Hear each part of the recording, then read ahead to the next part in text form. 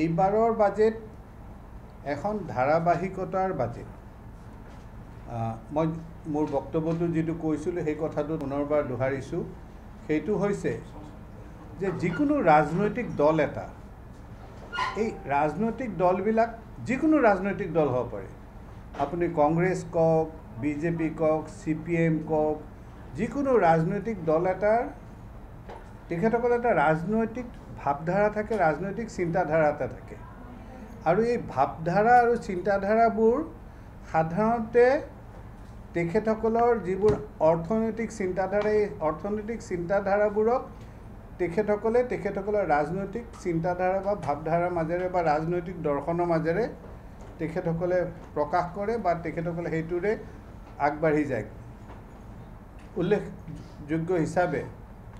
কংগ্ৰেছ দলৰ এটা নিজস্ব এটা চেণ্ট্ৰিষ্ট ভিউ পইণ্ট আছে। বাওঁপন্থী দলসমূহ তেখেতসকলে এটা নিৰ্দিষ্ট ৰাজনৈতিক দৰ্শন বা ৰাজনৈতিক চিন্তাধাৰাত তেখেতসকলে বিশ্বাস কৰে। আৰু যিকোনো ৰাজনৈতিক দল এটাই যেতিয়া নিৰ্বাচনৰ সময়ত ৰাইজৰ ওচৰলৈ যায়, তেতিয়া তেখেতসকলে ৰাইজক তেখেতসকলৰ যিটো ৰাজনৈতিক চিন্তাধাৰা, ৰাজনৈতিক দৰ্শন, সেই দৰ্শনটো যে অন্য দলতকৈ শ্ৰেষ্ঠ আৰু সেই শ্ৰেষ্ঠতাৰ ভিত্তিতে তেখেতসকলে ৰাইজৰ সমৰ্থন বিচাৰে। আৰু যেতিয়া চৰকাৰবোৰ গঠন হয়, ৰাইজেও এই দলবোৰৰ এই বিভিন্ন কৰ্মপন্থা, বিভিন্ন ৰাজনৈতিক দৰ্শন, বিভিন্ন চিন্তাধাৰা, এইবোৰ চাইহে তেখেতসকলে এটা দলক নিৰ্বাচিত কৰে আৰু সেই দলটো নিৰ্বাচিত হোৱাৰ পিছত চৰকাৰ গঠন কৰে। আৰু চৰকাৰ গঠন কৰাৰ পিছত সেই চৰকাৰখনে তেওঁলোকৰ যিটো ৰাজনৈতিক দৰ্শন, ৰাজনৈতিক চিন্তাধাৰা, সেইটোক তেওঁলোকৰ চৰকাৰৰ বিভিন্ন আঁচনি কৰ্মৰ মাজেৰে তেখেতসকলে প্ৰতিস্থাপিত কৰিবলৈ চেষ্টা কৰে। আপোনালোকে উদাহৰণ হিচাপে যদি কয়, তেতিয়াহ'লে দেখিব যে কেৰালাত যেতিয়া বাওঁপন্থীসকলৰ চৰকাৰ হৈছিল, পশ্চিমবংগত যেতিয়া তেখেতসকলৰ চৰকাৰ হৈছিল, ত্ৰিপুৰাত যেতিয়া চৰকাৰ হৈছিল বা অন্যান্য বিভিন্ন ৰাজনৈতিক দলৰ যিবোৰ চৰকাৰ হৈছিল, প্ৰত্যেকখন চৰকাৰে একোটা দৰ্শনক তেখেতসকলে চৰকাৰখনৰ মাজেৰে, চৰকাৰখনৰ কাম কাজৰ মাজেৰে প্ৰতিফলিত কৰিব খোজে। ভাৰতীয় জনতা পাৰ্টীৰ মূল ৰাজনৈতিক দৰ্শনটো কি? আমাৰ মূল ৰাজনৈতিক দৰ্শনটো হৈছে অন্তোদয়া। অন্তোদয়া শব্দটোৰ মানে হৈছে যে সমাজৰ সকলো ব্যক্তিসকলৰ একেবাৰে শেষ পংক্তিত থকা শেষ মানুহজনৰ তেখেতৰ উন্নতি কৰি, তেখেতৰ উত্থান কৰি, তেখেতক সমাজৰ সন্মুখলৈ অনাটোৱেই অন্তোদয়া বুলি আমি অভিহিত কৰোঁ। আৰু সেইবাবেই 2016 চনত যেতিয়া প্ৰথম আমাৰ ভাৰতীয় জনতা পাৰ্টীৰ চৰকাৰখন হৈছিল, তাৰ পিছৰ পৰা ধাৰাবাহিকভাৱে আপোনালোকে এটা দেখিব যে এটা ধাৰাবাহিকতা ৰখা হৈছে। আৰু এই ধাৰাবাহিকতাটো কি? এই ধাৰাবাহিকতাটো হৈছে যে যিটো আপোনাৰ পশ্চিমীয়া গণতান্ত্ৰিক দেশসমূহত তেখেতসকলে ছ'চিয়েল ছিকিউৰিটি বুলি কয়, আমি শব্দটো হয়তো বেলেগ ব্যৱহাৰ কৰিছোঁ ইয়াত,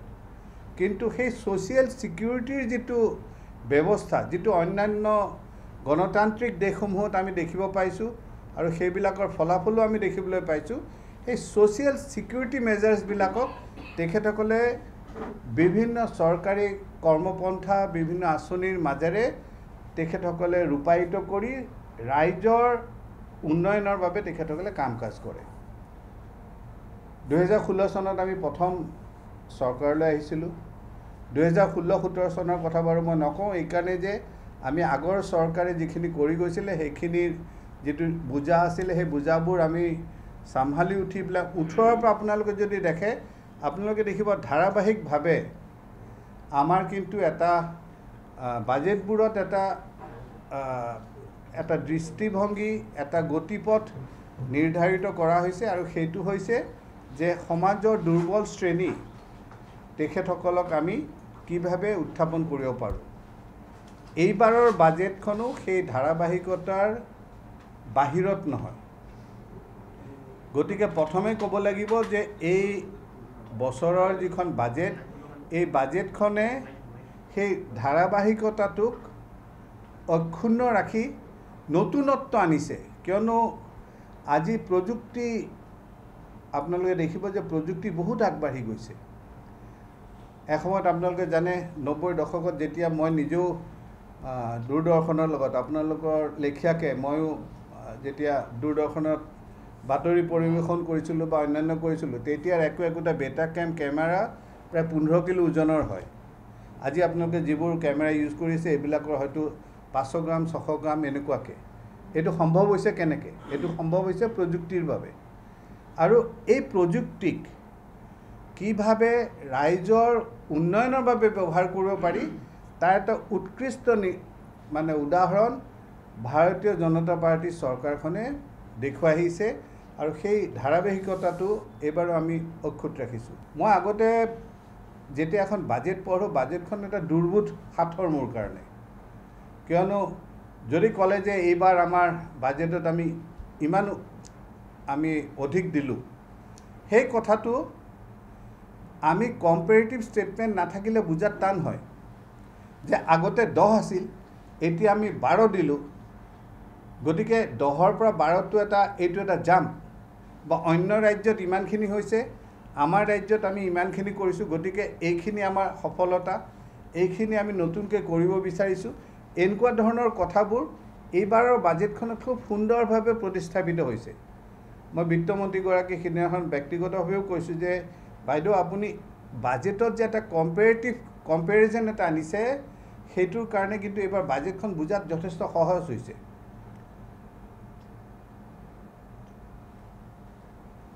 শিক্ষাৰ ক্ষেত্ৰত আমি সদায় কম যে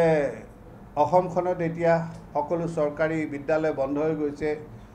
সকলো যিবোৰ এনেকুৱা আছে আমি সদায় এটা নেতিবাচক দৃষ্টিভংগী আমি দেখিবলৈ পাওঁ বা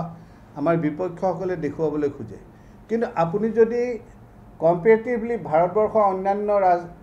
ৰাজ্যৰ লগত তুলনা কৰি চাই তেতিয়ালে দেখিব যে এই যেটো নেৰেটিভ ক্ৰিয়েট কৰা হৈছে নেৰেটিভ কিন্তু সঠিক নহয় তেনেকুৱা ধৰণৰ কথাবোৰ এইবাৰ বাজেটত আছে আৰু এই কথাখিনি থকা কাৰণে জনসাধাৰণৰ মাজত চৰকাৰখনে কি কাম কৰি আছে হেতু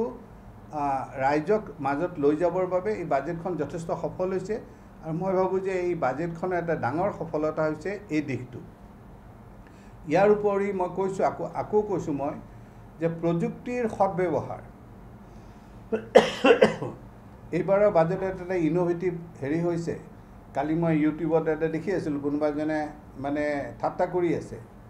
যে অমুক কৰা নাই তমুক কৰা নাই গতিকে তেওঁলোক আৰু স্যাটেলাইট কি কৰিব কিন্তু কথাটো হৈছে যে মোৰ নিজৰ মনত পৰে এসময়ত যেতিয়া এই আমাৰ ইয়াত ইউপিআই ব্যৱস্থাটো মানে গুগল পে কৰো হেৰি পে কৰো এই ব্যৱস্থাটো যেতিয়া প্ৰথম আনা হৈছিল ভাৰতীয় জনতা পাৰ্টিৰ দিনত আনিছো তেতিয়া সকলোৱে ঠাট্টা কৰিছিল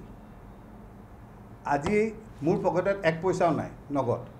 কিয়নো মই জানো যে মোক যদি কিবা খা খৰচ কৰিব লাগে মই গুগল পেৰ মাধ্যমেৰে কৰিব পাৰি এই যেটো ব্যৱস্থা আজি আপুনি এজন সাধাৰণ সবজিৱালাৰ তাতো আপুনি কিন্তু স্ক্যান কৰি পেলাই তেওঁ পেমেন্ট কৰিব পাৰে তেওঁ আপোনাৰ পেমেন্টটো গ্ৰহণ কৰিব পাৰে ইয়াৰ ফলত এটা ডাঙৰ উপকাৰ হৈছে হেতু উপকাৰ হৈছে যে আগতে এই এসাম যে মহাজনৰ তাত পইচা থোৱা আৰু মহাজনৰ পৰা পইচা লোৱাৰ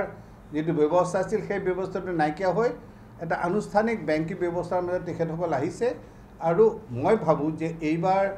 এই চৰকাৰখনে যেটো উপগ্ৰহৰ মাধ্যমেৰে জিঅ' ষ্টেচনাৰী এটা স্যাটেলাইটৰ মাধ্যমেৰে তেখেতসকলে যিখিনি কথা কৈছে এইখিনি যথেষ্ট বাস্তৱিক কথা যথেষ্ট আমাৰ প্ৰয়োজনীয় কথা আৰু এইটো এটা দিশ যেটো দিশ আমি বিশেষভাৱে উল্লেখ কৰিবলগীয়া